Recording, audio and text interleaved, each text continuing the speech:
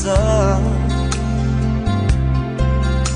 Sapat na ang aking kaligayahan.